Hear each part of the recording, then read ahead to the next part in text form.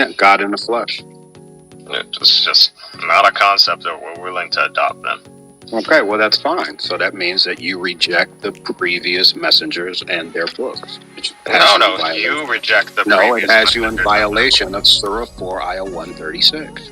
You reject the previous messages on the books. Like, No, I regardless, don't. even though the Jews in the follow Quran them. are mentioned to be the worst enemies. Like, if you really want to make the argument, the Jews are actually mentioned to be the worst enemies, and even their claim is they don't even worship him. Like, there's nowhere in their understanding. We know because they reject the Messiah. They reject Jesus as the Messiah. If they accepted him, they'd worship him. Your Quran condemns them for not doing that in Surah 61, Ayah 14. To worship the Messiah? No. Yeah, he's the son of man. He is to be worshipped. That's what the prophet Daniel, chapter 7, verses 13 and 14 said. You can do all your Christology to their text. No, this is just strictly Tanakh. I don't even have to bring up the New Testament to show the divinity of the Messiah. It's okay, man. I'll use nothing but the Tanakh and Jewish sources.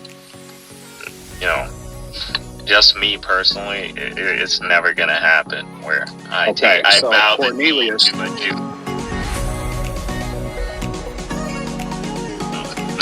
So let's go back and let's look at Cornelius. Cornelius meets all of the criteria laid out in Surah 98, verse 5. You can keep repeating this argument. I don't understand how. No, I'm just telling you that Cornelius lived up to what your Allah prescribed in Surah 98, verse 5. However, that wasn't good enough.